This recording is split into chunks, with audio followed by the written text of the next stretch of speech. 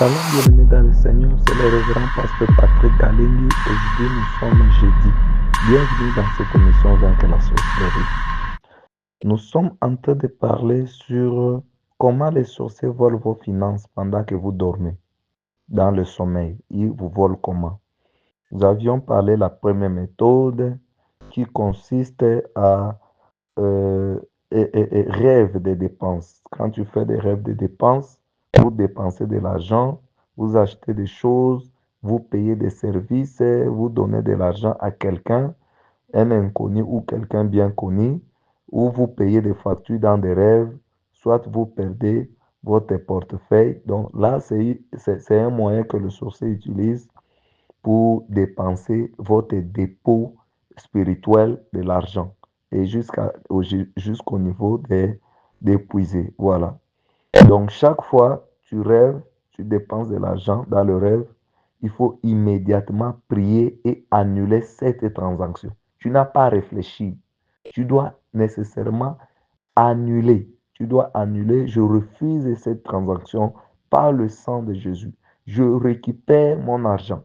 Donc, il faut toujours annuler. Ça, c'est le premier réflexe. C'est-à-dire, tout ce qu'on n'annule pas, ça s'applique. Il faut le savoir. Quand tu restes calme, ça veut dire que tu as accepté ça. Tu as donné ton accord. Voilà. Donc, tout ce qui n'est pas annulé, ça s'applique automatiquement. Donc, quand le compte à rebours commence déjà à compter, là, c'est tard. Ça va s'appliquer et tu verras dans la réalité. Voilà. La deuxième méthode, le change spirituel nocturne. Nous voyons dans la Bible 1 Roi chapitre 3, versets 16 à 18, il y a l'exemple de deux femmes prostituées qui dormaient ensemble. L'une avait couché sur son enfant et pendant la nuit, quand l'autre dormait, elle a réussi à échanger cet enfant. L'enfant mort à l'enfant vivant de son ami. Voilà. Donc, l'échange spirituel nocturne. Voilà. L'échange spirituel nocturne. Il faut savoir que les sorciers peuvent échanger votre prospérité contre la pauvreté de quelqu'un d'autre. Voilà. Le sorcier peut échanger votre prospérité contre la pauvreté de quelqu'un d'autre. Pendant que vous dormez, ils entrent dans vos rêves et créent des scénarios où vous donnez volontairement quelque chose de précieux à quelqu'un. Ça peut être vos possessions, votre argent, vos vêtements, vous donnez à quelqu'un. Voilà, dans le rêve. Peut-être dans le cas de d'aider, vous verrez peut-être un pauvre que vous êtes tenté d'aider et vous allez croire que non, Dieu vous appelle à un ministère d'aider le pauvre. Alors qu'en réalité, ce n'est pas ce ministère-là. Ce n'est pas le ministère d'aider le pauvre. Donc, quand vous rêvez que vous êtes tenté de donner vos possessions aux gens dans des rêves, vos vêtements, votre argent, tout ça, c'est vraiment, une fois vous donnez dans le rêve, l'échange devient légal. Voilà. Une fois vous donnez vos possessions aux gens dans le rêve, ça devient légal. Voilà. Ça devient légal.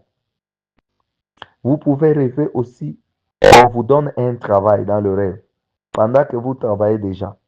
Vous travaillez déjà, mais on vous donne un travail dans le rêve, un autre travail.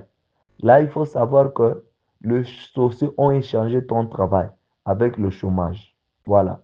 Le travail qu'ils t'ont donné là spirituellement, physiquement, ça ne va jamais se réaliser.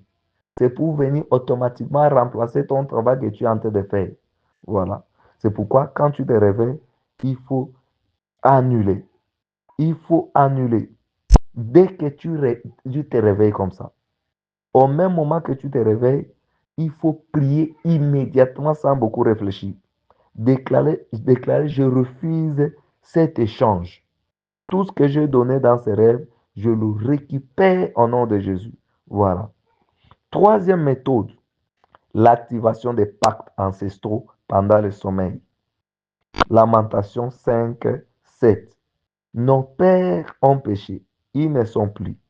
Et c'est nous qui portons la peine de leurs iniquités. Ézéchiel 18, 2. Pourquoi dites-vous ces proverbes dans le pays d'Israël? Le père a mangé des raisins verts et le dent des enfants en ont été agacés. Donc, beaucoup de gens ne savent pas que leurs ancêtres ou leurs grands-parents ou même leurs parents ont fait des accords spirituels qui affectent encore leurs finances aujourd'hui. Voilà. Il y a des problèmes financiers qui sont liés aux alliances, aux pactes des ancêtres, des grands-parents ou des parents. Voilà. Ces pactes restent souvent dormants jusqu'à ce qu'ils soient activés par les rituels nocturnes. Dans des confréries de sorciers, ils ont des listes de familles dont les ancêtres avaient fait le pacte de pauvreté avec des esprits territoriaux, esprits des eaux ou des esprits familiers. Ces ancêtres avaient parfois prospéré pendant leur vie grâce à ces pactes, mais le prix à payer est que leurs descendants seraient financièrement bloqués à moins de renouveler le pacte ou de les servir. Voilà. Si les descendants peuvent renouveler ce pacte-là, ah, ou bien s'ils servent ces esprits-là, ah, ça va. Mais vous, là, vous êtes nés, vous ne savez même pas cette histoire-là. Vous ne connaissez même pas. Donc, vous ne faites rien. C'est-à-dire que, donc, vous êtes condamné dans la pauvreté. Voilà. Maintenant, c'est à cause de ça que les gens sombrent dans la pauvreté. Ces ancêtres avaient parfois prospéré pendant leur vie. Ils avaient trouvé de l'argent. Ils avaient gardé leurs biens, tout ça. Ils avaient acheté des parcelles, des choses. Mais c'était l'argent des conditions. Et pendant que vous dormez, les sorciers, qu'est-ce que les sorciers font pour activer ces pactes-là? C'est pendant que vous dormez, le sorcier entre dans votre rêve et crée des scénarios qui réactivent ces anciens accords. Ils peuvent faire apparaître un ancêtre dans le rêve ou un parent décédé dans le rêve, vous offre de l'argent ou des cadeaux. Si tu acceptes dans le rêve ces cadeaux-là, donc le pacte est renouvelé automatiquement et la malédiction financière va continuer dans ta vie. Voilà. Donc, il faut briser les pactes des ancêtres. Voilà. Quatrième méthode, planter des graines financières de destruction dans votre rêve. Tout comme un agriculteur plante des graines physiques pour des récoltes physiques, le sorcier plante des graines spirituelles dans vos rêves pour récolter des récoltes de pauvreté et de manque dans votre vie. Voilà, dans votre vie réelle. Matthieu chapitre 13, verset 25. Mais pendant que les gens dormaient, son ennemi vint, sema des livrets parmi les blés et s'en alla. Ces graines ont des différentes formes dans des rêves. Voilà. Ici, la Bible est claire. Pendant que quelqu'un dormait, son ennemi est venu planter aussi des graines. Maintenant, ces graines-là n'étaient pas de vraies graines, c'était livré. Voilà. Ce sont des réalités spirituelles que Jésus voulait nous expliquer. Maintenant, il faut savoir que les graines que les sorciers viennent planter dans votre vie, dans le rêve, ces graines ont des différentes formes dans vos rêves. Parfois, c'est un serpent qui vous mord sur vos mains. Il y a quelqu'un qui dit que j'étais mordu par les serpents sur les mains. L'emplacement a beaucoup de significations. Si les serpents vous mordent sur les mains, ou bien les chiens, il y a quelqu'un d'ailleurs qui m'avait expliqué son rêve. Il a rêvé donc quoi ça? Le chien est venu le mordre sur les mains. Et quand il se réveille, donc il sent comme il y a douleur sur ces mains-là. Donc ça, c'est la pauvreté. C'est la sémence de la pauvreté qui est venue s'aimer sur tes mains-là. Voilà. Donc c'est ça. Ou soit le chien qui vous mord. Quelqu'un vous fouette sur vos mains. Donc vous rêvez que quelqu'un vous a chicoté, vous a fouetté sur les mains. Et quand vous réveillez, vous sentez comme des douleurs sur les mains. Voilà. C'est comme une réalité que vous avez vécue. Voilà. Donc, il faut savoir que parfois, c'est une fuite d'eau dans votre maison aussi que vous rêvez. Parfois, c'est vous-même qui marchez pieds nus dans le rêve. Donc, chaque image négative est une graine plantée. Notez bien, chaque image négative que vous allez voir dans les rêves, c'est une graine plantée. Si vous ne l'annulez pas au réveil, quand vous vous réveillez, vous n'annulez pas, ça va grandir et ça va se manifester physiquement. Tu rêves en train de mendier. C'est une graine de mendicité qui est plantée dans votre vie. Si vous n'annulez pas, vous allez arriver dans des situations difficiles dans votre vie et jusqu'au niveau des dépenses et des aides. Il faut appeler quelqu'un, solliciter un 10 dollars pour que les enfants puissent manger. Donc, vous arriverez à ce niveau-là si c'est que vous avez rêvé. La graine qui a été plantée de mendicité, vous ne l'avez pas annulée. Ça va arriver à un moment donné, vous allez commencer à dépendre des aides. Il faut appeler quelqu'un pour vous envoyer quelque chose, pour manger, pour faire ceci, cela. Voilà. Parce que c'est une graine qui a été plantée et ça doit germer. Chaque rêve concernant votre vie, votre situation sociale ou votre provision doit être immédiatement annulé dès votre réveil. Ne laissez pas ces graines germer. Priez toute graine négative plantée dans ma vie. Je t'arrache par le feu du Saint-Esprit au nom de Jésus. Voilà. Comme dit la Bible en Matthieu chapitre 15, verset 13, utilisez ces passages-là.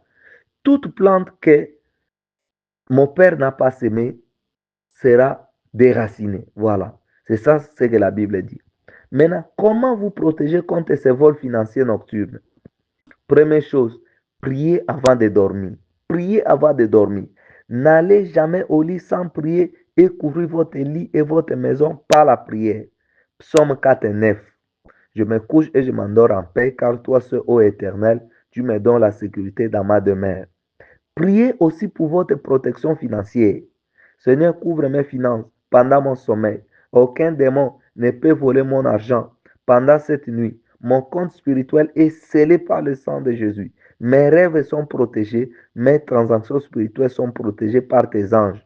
Que tout ce qui entre dans mes rêves soit soumis par ta volonté. Voilà. 2. Annulez immédiatement des rêves financiers négatifs. Dès que vous vous réveillez, chaque rêve négatif que vous avez fait entrer, en train de dépenser l'argent ou vous donner vos possessions ou vous voyez des images de pauvreté, ne retournez pas dormir sans prier. Je refuse ces rêves. Je les annule par le sang de Jésus. Tout ce qui a été volé, je le récupère maintenant. Toute transaction démoniaque est renversée. Toute graine négative plantée et déracinée. Je reprends mon argent spirituel par l'autorité du nom de Jésus. Gardez un carnet à côté de votre lit. Notez ces rêves et annulez-les systématiquement, même le long de la journée, même quelques jours, pendant ces jours-là. Vous pouvez prendre même quelques jours en train d'annuler le même rêve-là. Voilà. 3. Renoncez à tous les pactes ancestraux. Tout pacte fait par mes ancêtres avec des esprits de pauvreté, de divinité ou de puissance démoniaque, je le renonce maintenant au nom de Jésus. Je brise toute alliance qui donne aux démons le droit légal sur mes finances. Par le sang de Jésus, je suis libre. Voilà. Sanctifiez votre chambre, votre maison. Voilà. Les démons ne peuvent pas entrer librement dans un espace consacré à Dieu. Marchez dans votre chambre, dans votre maison, avec de l'huile d'onction et déclarez, appliquez partout. Déclarez avec foi, cette chambre appartient à Jésus-Christ, cette maison appartient à Jésus-Christ. Aucun esprit de vol financier n'entre ici. Les anges de Dieu montent la garde. Ma maison est une forteresse spirituelle. Faites cela régulièrement, au moins une fois par mois. Donc il faut le faire. 5. Vivez dans la sainteté. Les démons cherchent des portes légales pour entrer. Le péché ouvre des portes, mais la sainteté les ferme. 6. Investissez vos finances au royaume de Dieu par des dîmes, des offrandes, des dons, des actions de grâce. Méfiez-vous aux enseignements des gens qui viennent pour vous flatter, pour dire que non, Jésus avait déjà aboli la dîme et tout ça, tout ça. Ça, c'est votre problème. Donc, investissez vos finances dans le royaume de Dieu. Quand vous offrez régulièrement à Dieu, vous activez la loi divine des semailles et des moissons qui écrase les lois démoniaques. Quand vous donnez régulièrement, vous créez un flux spirituel que les démons ne peuvent bloquer complètement. Voilà. Soyez fidèles par vos dîmes, vos offrandes et envers des nécessités. Cette générosité crée une protection spirituelle sur vos finances. Voilà. Comme dit Galates 6, 7. Ne vous y trompez pas. On ne se moque pas de Dieu. C'est qu'un homme aura semé, il le moissonnera. Luc 6, 38. Donnez et il vous sera donné. On versera dans votre sein une bonne mesure, serrée, secouée, qui déborde, car on vous mesurera avec la mesure dont vous servirez, vous serez servi. Voilà.